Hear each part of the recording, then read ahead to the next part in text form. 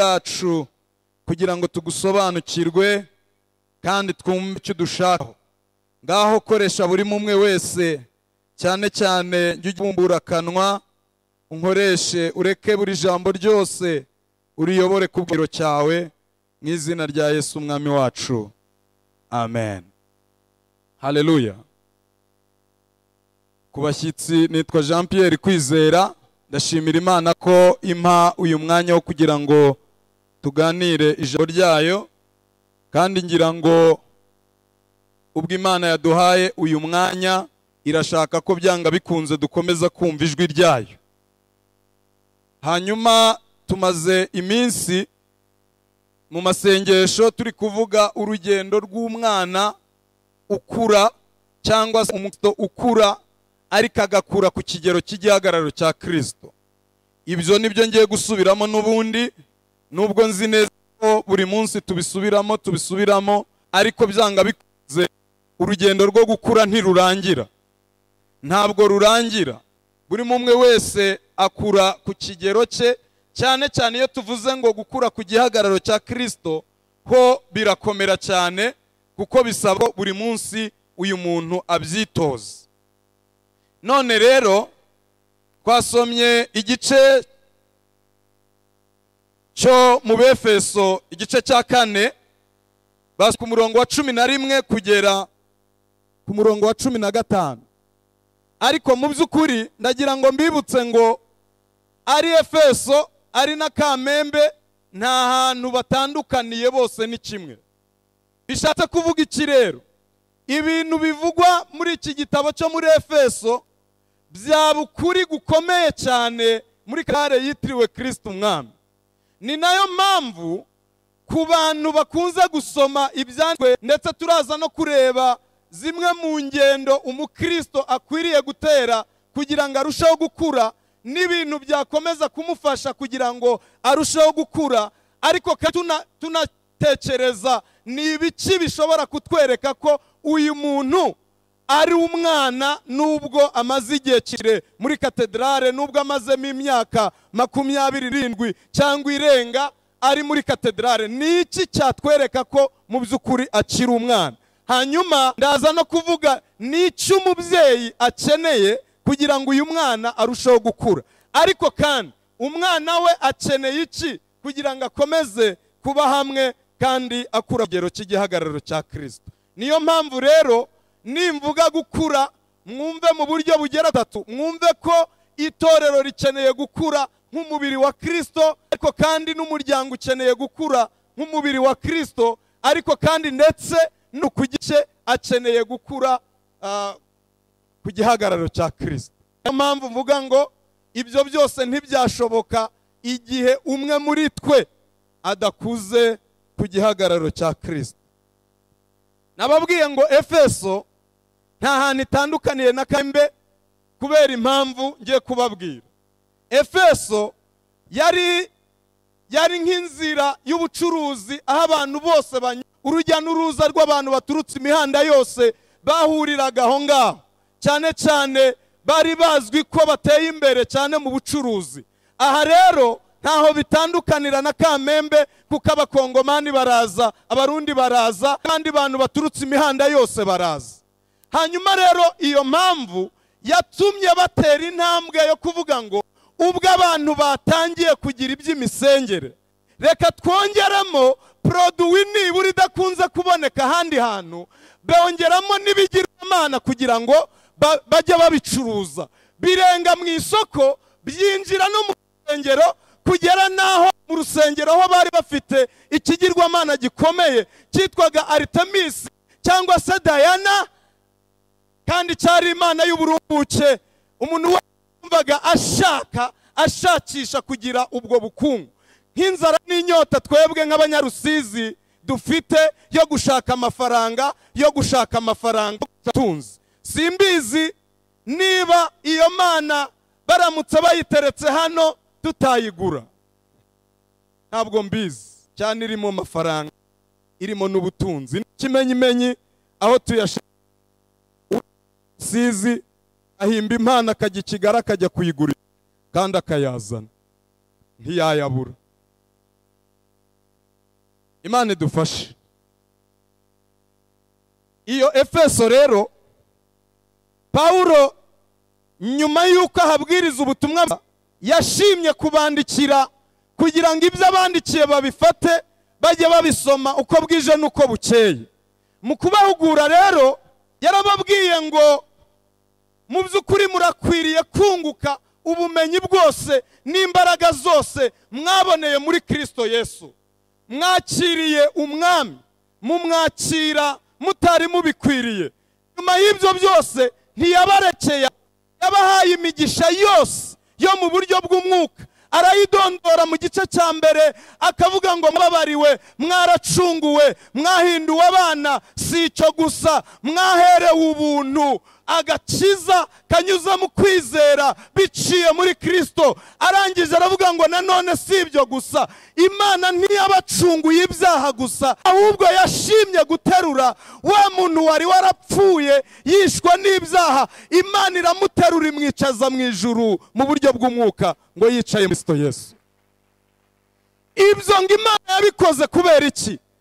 Uravuga ngo yabikoze kugira ngo ibi bisohora izabone uko yerekana ubutunzi bw'ubuntu bwayo twaboneye muri Kristo Yesu. Kandi bene data, ibi ngibi nitubivuga mutera intambwe mwe yababwiye mu gice cya gatatu. Yaravuze ngo ibi byari ubwiru bukomeye cyane, ntabwo byamenyekanye uhereye kera. Abayahudi bashije ntibabigeraho, baciye mu nzira nyinshi zitandukanye ntibabigeraho. Nyura mu nzira y'ubusamo yitwaga ibitambo, nubwo rimwe na rimwe Imana yakiraga uwo mubavi ikabyirengagiza, icisha aho ngaho, biranga iby'agakiza kuzuye k'ibihe byose biranga.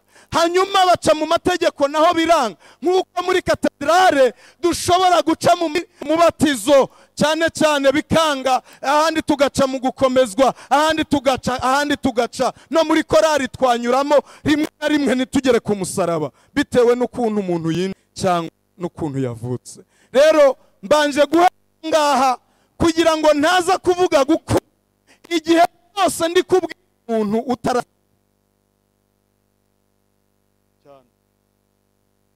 ntaza kubwira umuntu ngo nakure kandi ataranavuka. Kimwe mu bigeragezo ndetse n'umutwaro ukomeye itorero rigira ni uguhora ritota abantu, nimutere intambwe, nimukore, nimwuzure umwuka, nimwakire ibi, nimukore ibi ngibi. Igihe cyose uri kubibwira umuntu ari hanze y'icyo kintu ataravuka. Niyo mpamvu Paulo yavuze ngo Imana imaze guhamagara umwe, imaze kumuzura kuye mu bupfu bwitwa icyaha, yashimye gutoragura uwari uri hirya, itoragura n'undi wari uri kure, ibabumbira hamwe kugira ngo bakore umubiri wa Kristo, bakore itorero. Haleluya. Biratangaje ukuntu abwira Abefeso mu gice cya kabiri, arababwira ngo nyamara iyo abaringe navuga ngo bazizi mwibuke k'ibyo bintu nta mugabane twari dufite mu bwami. Arababwira ngo twari kure y'amasezerano, hari n'inkuta nyinshi zagenda zidutandukanya, harimo ibintu byinshi byadutandukanyaga, ariko Imana ifata abari babiri ibaremamo umuntu umwe kugira ngo bareme itorero. Uyu muntu umwe Imana yamuhamagariye ibintu byinshi bitandukanye. Nimwumva umurongo wa 13, 12 mu gice cya mbere, yaravuze ngo uyu muntu yamuhamagaye kugira ngo agire imbaraga noneho zo gushimisha ubwiza bw'Imana niba yariringiye Kristo. Mu gice cya kabiri yaravuze ngo turabo yaremye ituremeye imirimo myiza muri Kristo Yesu, ngiyi Imana yayiteguye kera kugira ngo tuyigenderemo. Ari imihimbano, nta nubwo ari umuntu yihangaho, ahubwo niyavoma muri Kristo Yesu.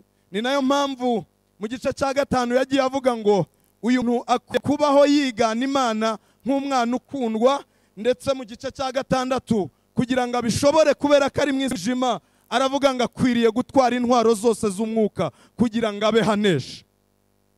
None ko uyu muntu yavutse, ntabwo ndi busubiremo uburyo umubyeyi atwita, hanyuma amezi 9 yarangira akabyara umwana amuha ibere, umwana byageraho bakamuha ifashabere, bwageraho agakambakamba, bwageraho agahaguruka, bwageraho agahaguruka akagenda. Ahubwo munyemerere mbere yuko ngera kuri ibi byose mbanze mbabwire ngo mu itorero harimo uburyo bugera kuri butatu.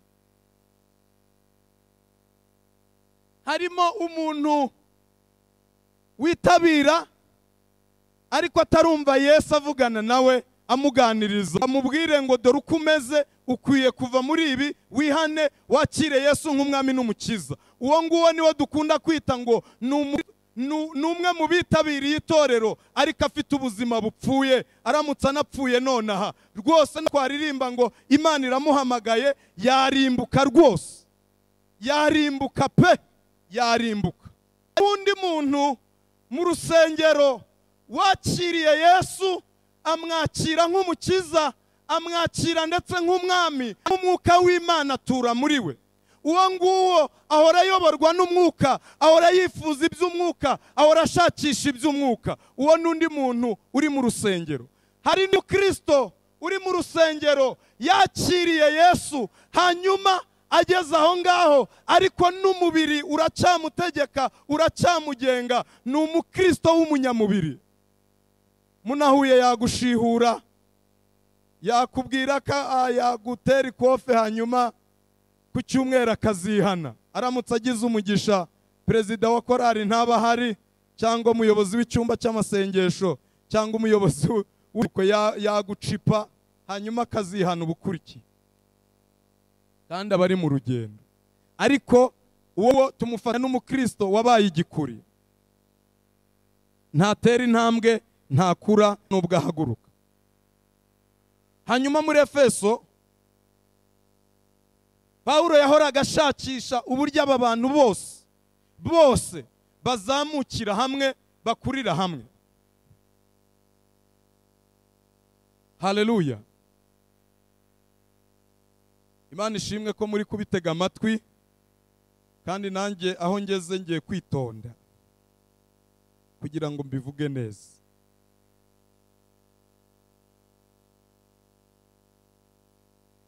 Ikibazo cy'ingenzi ukwiriye kwibaza kandi uze kugisubiza wenyine, uze kubaza umutima wawe ati ko naravutse ubwa kabiri.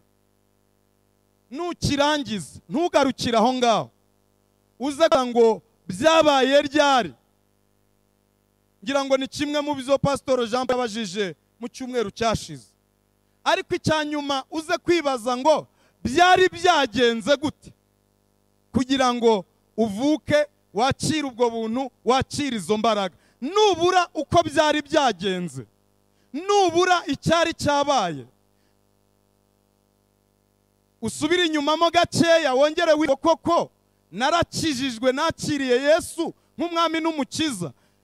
Aho ntukahagarukire ngo naramwakiriye, kuko ni ikinya gihagije kugira ngo utabyemera udahaguruka. Wibaze ngo byari byagenze gute, hari habaye iki, ni iki cyatumye umwakira. Kuko ngira ubwoba ko abantu benshi kubera amakuru bazi kuri Kristo, bazi kuri Yesu, kumenya ko Yesu ashobora kugaburira abantu, kumenya ko Yesu ababarira ibyaha, kumenya ko Yesu ashobora gukiza abarwayi, kumenya ko Yesu ashobora gukora n'ibindi bitangaza n'ibindi byinshi, si ikintu cyaguhamanda yuko wamwakiriye nk'umukiza. Icya kabiri bavandimwe, kwatura ibyaha bya buri munsi, bya buri gihe, ntari garante itwemeza ko wakiriye Yesu nk'umwami n'umukiza.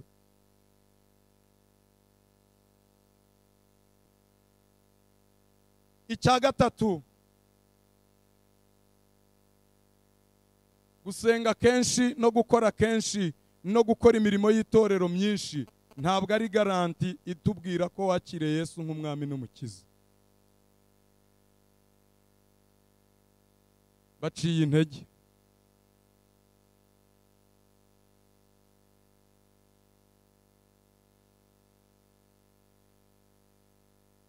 Imirimo ibyo dukora, ibyo dutekereza, ibyo tugambirira. Hari umuntu w'Imana yaravuze ngo agakiza n'imirimo ntushobora kubitandukanya, ariko kandi imirimo ifite umumaro ungana na zero mu gutsindishirizwa.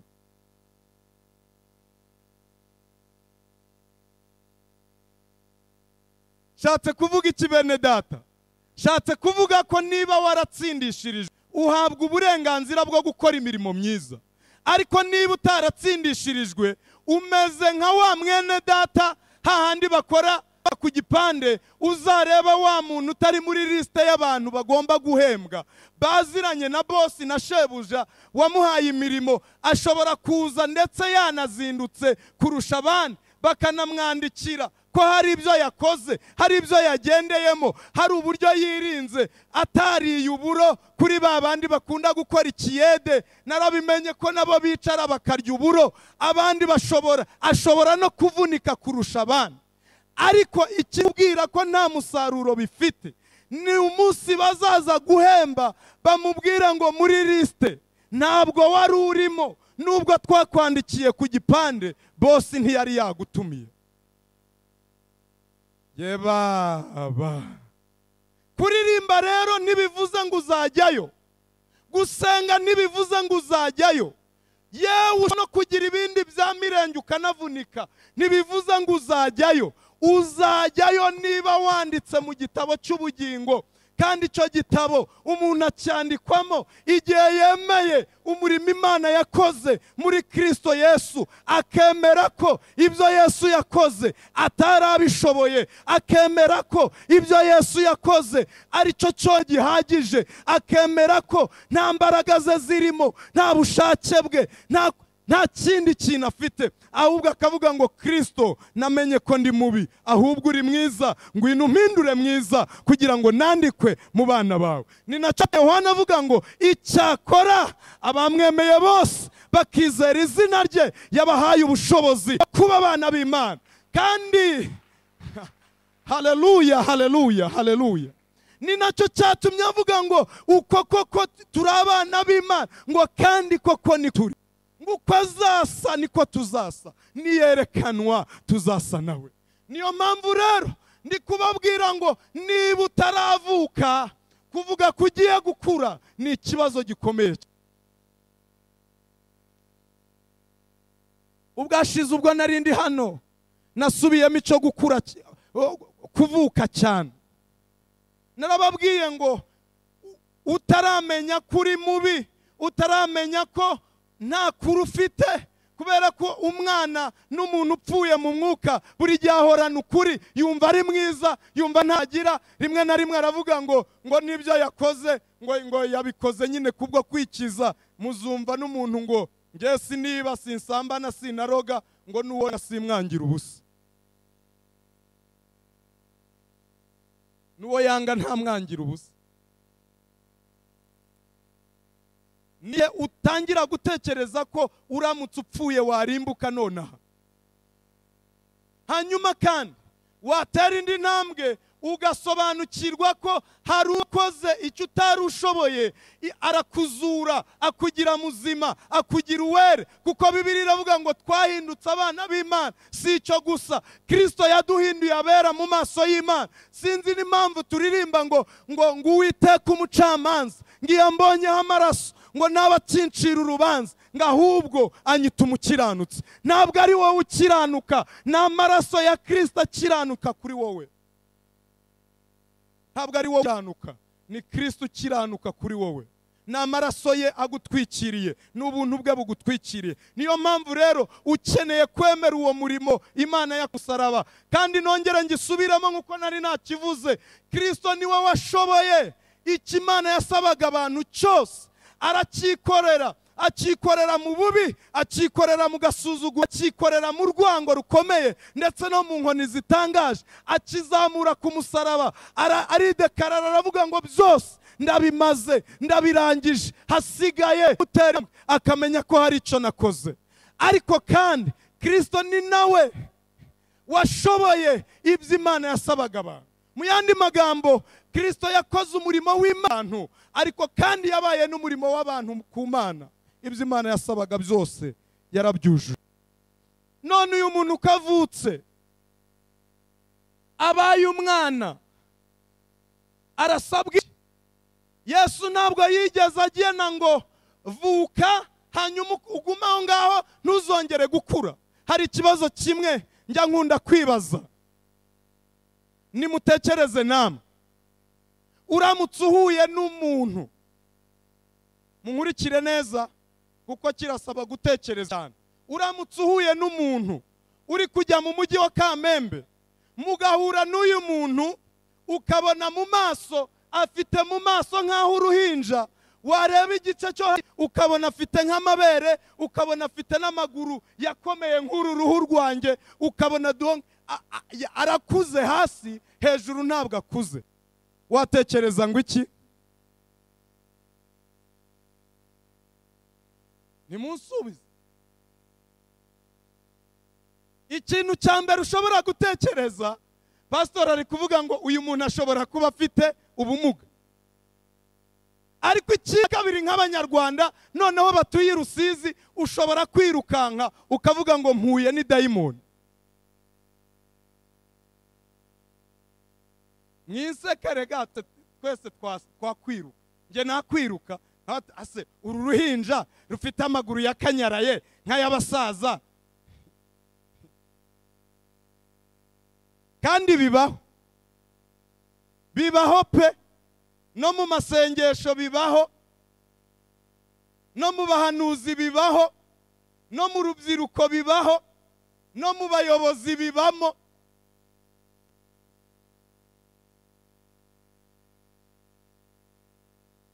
Ukabona umuntu ashobora kukubwira ibintu rwose ahereye kuri ya akagera kuri za, ukumva ni intyoza, kumva ni umunyabwenge, ariko abuze iby'ubugingo, yanaguhitana, adashobora no kwirinda, adashobora no kwihangana, adashobora no kwivolontaringa, adashobora gukorana ubushake, adashobora no gukorana umwete, ariko akakubwira ukuntu yahereye cyumva anabizi kukurusha.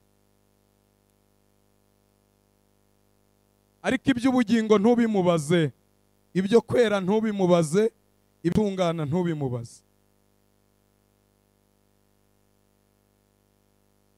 Nimutekereze undi muntu usibye wenda mu mibare ya siporo, uhuye n'umuntu igihe cyose agendesha amaguru, hanyuma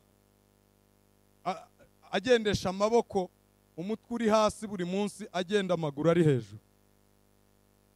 Wenda mubikure muri siporo, mu bijyabuzima busanzwe, buri munsi ukajya umubona agenda acuramye.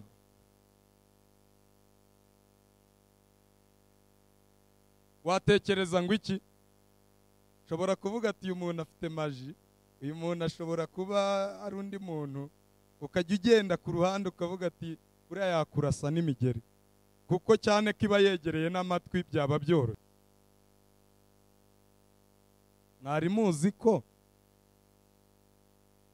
no mu itorero biba? Kubera iki bibaho? Twahereye mu kubwira abantu ngo nibakore, hanyuma tubibagiza impamvu bakwiriye gukora ibyo bakora. Reka nongere mba, kubera icyo utura, kubera icyo uhanura, kubera icyo uririmba, kubera iki ukora ibyo ukora nk'umukristo.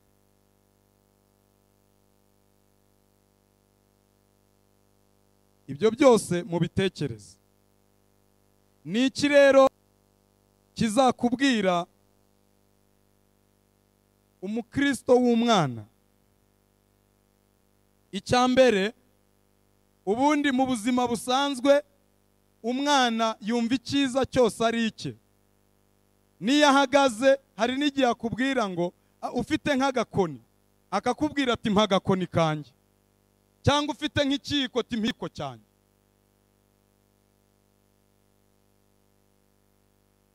mvuze ngo umukristo w'umwana buri gihe ibintu byose byiza biba ari ibye, ibintu byose byiza biba ari ibyo mu rugo rwe, ibintu byose byiza biba ari ibyo mu muryango we. Ni nayo mpamvu numwumva asenga azahora azenguruka ku muryango we, azahora asenga avuga ngo Mana nanjye, Mana ngirira neza, Mana ntabara, Mana ndwanaho, Mana agirira neza umuryango wanjye, umugabo umutabare, umugore umutabare, abantu batabare. Ahora azenguruka mu rugo rwe, ahora azenguruka ku bye, ntazarenga aho ngaho.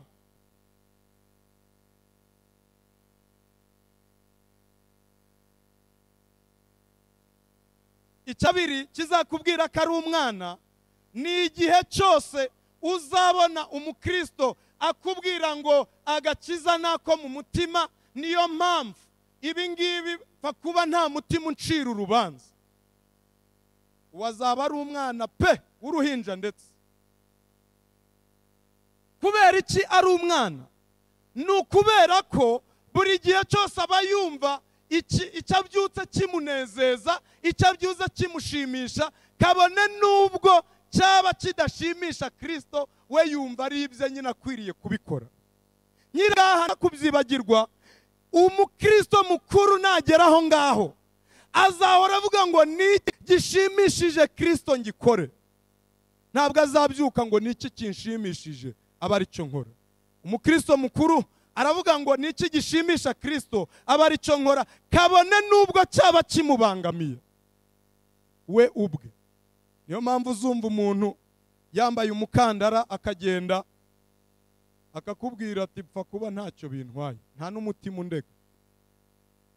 Izereka ariko mutanyumvise icyo mvuze. Navuze umukandara yaje ipitarakura, cyangwa ipantaro iri hano ari umuntu w'umusaza.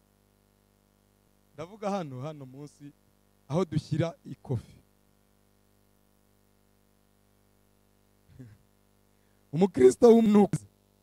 Umukristo w'umwana igihe cyose icyo agiye gukora ategereza itegeko ry'umuntu wundi umukangura, umubwira ngo kora iki, kora iki ngiki, kora iki ngiki. Utamubwiye aba ari umwana rwose. Ashobora no gusanga umuntu yitumye hano akavuga ngo hari umuntu ugomba kubikora, bahaye ibyo gukora isuku, agasohoka akagenda, akazagutegereza wowe ukora isuku ukabikora. Ikindi munyemerere mbivuge nihuta kubw'iminota. Umukristo w'umwana ntuzamubona yasenze igihe itorero ritateguye gusenga. Umukristo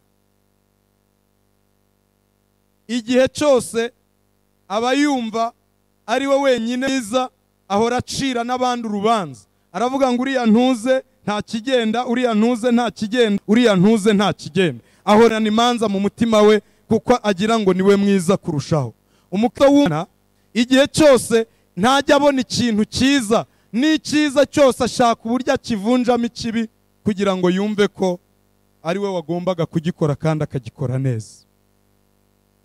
Icya gatatu, ntuzamwumva yagira inyota yo kuvuga ngo aha turi ntihahagije, aha turi ntabwo abantu ndi kureba ntibahagije, reka ntere intambwe njye gushaka undi muntu w'umwizerwa. Kwa kundi Pawulo yavuze ngo ibyo wanyumvanye imbere y'abahamya benshi uzagenda ubibwire n'abandi bo kwizerwa bazashimenyesha abandi.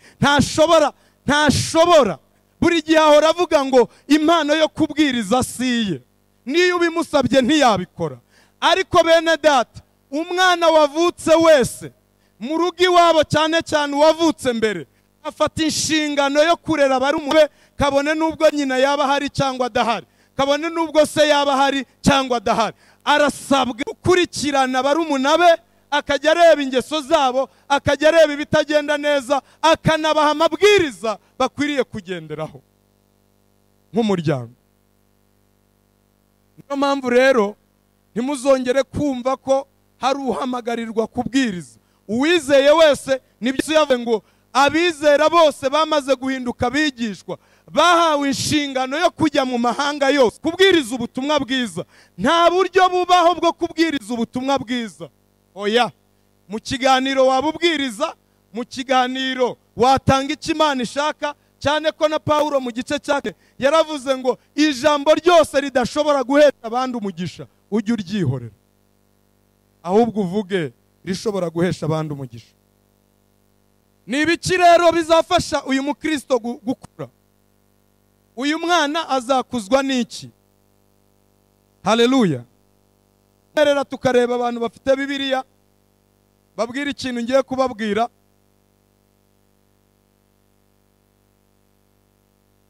Muzamure mwokagira Imana. Imana ibaho umugisha cyane. Buri gihe akenshi rimwe mu mwaka njye kubona hano haza Bibiliya. Abantu mujye muzigura. Mu bintu bikuza umukristo ijambo ry'Imana ririmo. Mvuze ngo uyu muntu w'Imana akeneye gusoma ijambo ry'Imana, akeneye no kuryiga. Ntabwo ari wa mukristo uzabyuka mu gitondo, Mwami Imana mbwira ubushake bwawe, hanyuma ndumva nanacererewe, mbwira icyo ndindereho mu izina rya Yesu, amena. Umurongo wa 8 yavumbura agasanga nta urimo. Uko gutoragura mu ijambo ry'Imana, ukuza mu ijambo ry'Imana, ndabizi benshi muri buntera amabuye kubera ko mu byumba biragize cyane, ariko nimumbwire uyu muntu wavumbutse n'ikimenyimenyi kizakubwira ko iryo jambo atari Imana iri kubwiye, ahubwo ari wowe ushaka kwibwira icyo wibwira. Nuvumbura ahatanyuza amarangamutima yawe rya Yesu, Mana ongera umbwire, ahari wambwira ikindi kizima. Watora ati nuko Yuda ariyahura ati katika jina la Yesu, ukongera ati Mana wira noneho wavumbura ati nunyura mu migezi tamina amin, uhita ukandika n'ahantu. Ntabwo ari Bibiliya ivuze, ni wowe uvuze, ni wowe wibwiye, urikirigisa uraseka. Uri umwana rwose. Niba ushobora gushakisha kuvumbura mu byanditswe, rwose harimo ikibazo. Tera intambwe ijambo ry'Imana. Ikintu kizakubwira ko itorero ryatangiye gukura nuko rizatangira gushakisha ikintu cyose mu ijambo ry'Imana. Iyo uzabona urusengero rutagira amatsinda yiga Bibiliya, rutagira abantu biyegeranya bagasangira ibyanditswe, uzavuga ngo haracyarimo urugendo rukomeye cyane, rukomeye cyane. Icya kabiri ni gusenga nk'igikorwa cyo kuganira n'Imana, gusenga by'ubuzima, gusenga bya buri gihe. Icya gatatu ni ukwiyiriza ubusa. No kwiyiriza ubusa ni ibintu bibiri bitandukanye. Ushobora gusenga utiyirije ubusa, usibye ko utakwiyiriza ubusa utasenze.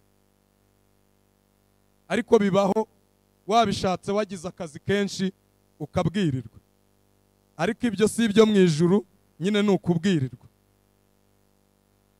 Icya gatatu kikuza umukristo ni igihe azatangira kwitoza gukoresha ibyo afite kubw'ubwami bw'Imana. Ndavuga impano ze, ndavuga igihe cye, ndavuga n'ubutunzi bwe. Ndavuga impano ze, ndavuga ubutunzi bwe, ndavuga n'igihe cye. Igihe utaratangira gutekereza ko igihe cyawe ukwiriye kucyegurira Kristo, impano zawe ukwiriye kuza Kristo, ubutunzi bwawe ukwiriye kubwegurira Kristo, harimo akantu utangire witoze gukura. Munyemerere mvuga ikindi kimwe, ibi tuzabisubiramo wenda nitubona umwanya. Icyanyuma, ubusabane bw'abera. Ubusabane bw'abera.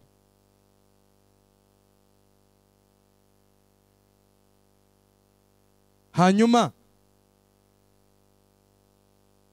ugeze hehe ukura? Nkubwire bimwe mu bizakwereka ko watangiye gukura, hanyuma nsoze. munyemerere mbisome singira ikindi kintu mbivugaho, ndikumva wagira ngo amasaha yagiye. Ikintu cya mbere kizakubwira ko wateye intambwe ni igihe uzitoza guhindura ingeso zawe n'imyitwarire. Nutangira kubona nta muntu biguhuguye ukumva urakwiriye kubihindura, uzatangira uvuge ngo ndi gutera intambwe yo gukura. Ikindi cya kabiri, igihe uzumva umutima wawe utangira kwibaza ngo ni iki kinezeza Imana ngo nkibemo, ni iki kinezeza Imana ngo nkigenderemo, uvuge ngo wakuze. Igihe uzumva ugenda ugwiza imbaraga mu bihe by'ibigeragezo, mu bihe by'amakuba, mu bihe by'intambara, uzavuge ngo ndi kugenda nkura.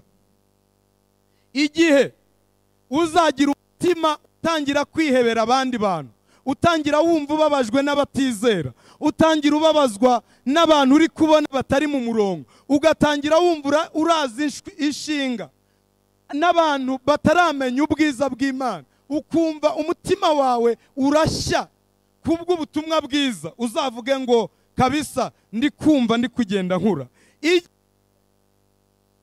Uzumva ushakisha uburyo utumwa na Kristo, ukavuga ati noneho ntuma, ndahari, ndumva ashaka kugukorera, uzavuge ngo wakuze. Igihe uzumva umutawe wishimiye kubyara abandi bizera, uzabona agiye. Icyanyuma, igihe uzagira umutwaro w'itorero, uzatangira uvuge ngo ndi gukura. Hanyuma bene data ntibagire ngo igihe umutima wawe utakubwira ngo ihane uri mubi, ntabwo usa nako, ntabwo usa neza, uzamenye ko harimo ikibazo. Ndashaka gusenga, ariko muri iki gice twase umwanditsi aravuga ngo kugeza ubwo tuzakura ku kigero gishyitse cy'igihagararo cya Kristo. Aho niho Imana idusha. Imana irashaka ko buri mumwe wese muri twe, buri mu gitondo, buri saa sita, buri nimugoroba, urajya uhora uvuga ngo Kristo, ndashaka kwireba uko umeze, ndashaka kureba uko usa kugira ngo abe ariko nsa, ndashaka gukura nk'uko ukuze, ndashaka gukura nk'uko umeze. Hanyuma rero icyanyuma, mwibuke neza, nta mushumba ubyara intama, intama ibyara intama. Ikintu gikomeye, nta mushumba ubyara intama, intama ibyara indi ntama.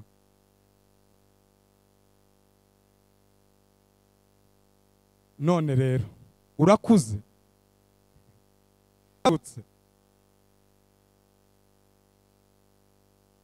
munyemerere dusenge. Ugeze hehe? Si iby'isoni kubona intege nke waba ufite, ntago biteye isoni, ahubwo iby'isoni ni ukubona intege nke zawe ntumenye kuzifite, nibyo biteye isoni.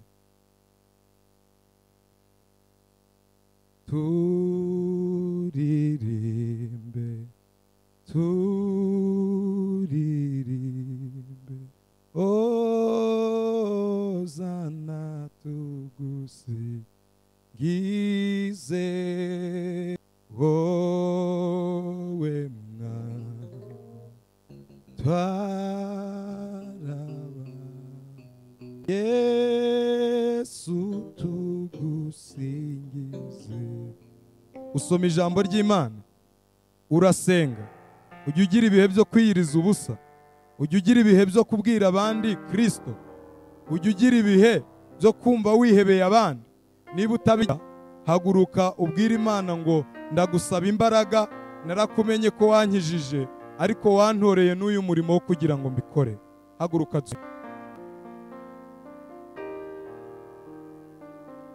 Imana ibagirire neza, Imana ibaha imbaraga, Imana ibaha ubuntu bwayo.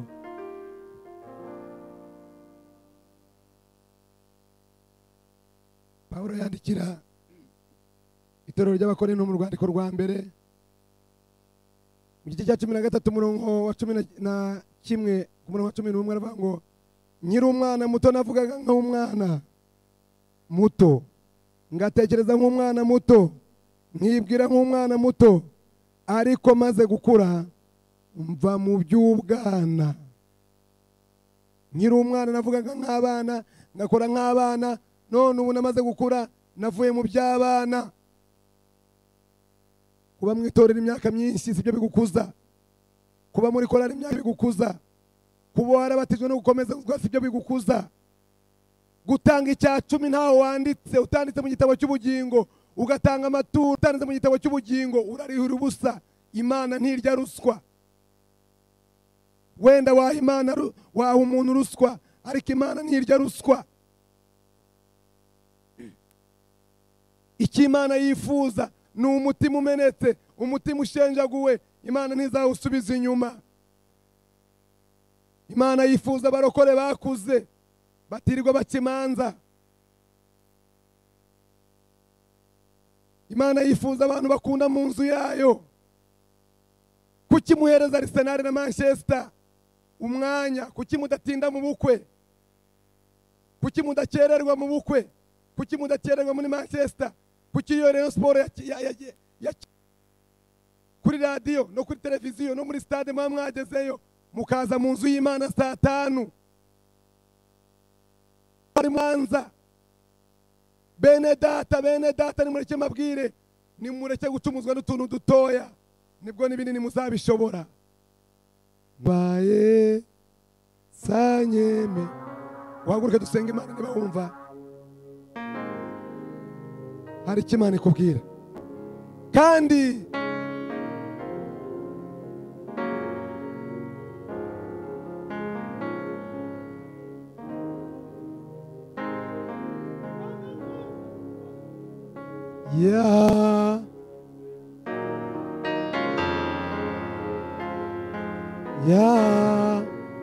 nenda yose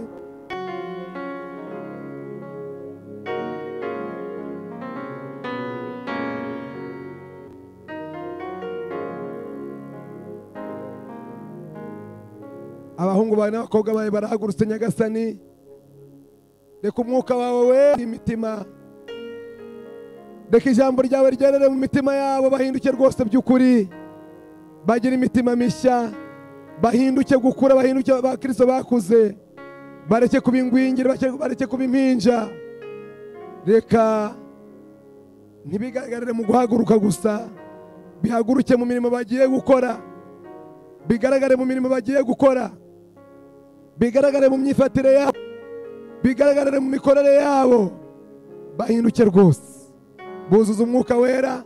Itorero ryawe rikure, tureke kuba ingwingiri, dufite igipande, dukora imirimo yawe mu rusengero tuziranye, dufite aho imirimo dukora izandikwa.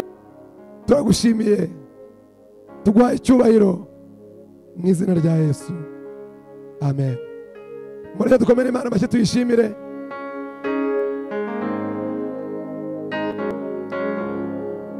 Mureke dushimire Pasiteri Kwizera ku bw'ijambo ry'Imana atugejejeho. Muhaguruke dutange amaturo y'umutima ukunze, icya 10 ko batajya bakizana muri biro cyangwa bakyohereza kuri momo, amashimwe ndetse n'ibindi, uko Imana iduha umugisha. Fata ituro ryanza, haguruka, tugiye kuririmba irandirimba ivuga ngo mu gitondo imbuto z'ineza. Nari mvuze ngo muhaguruke.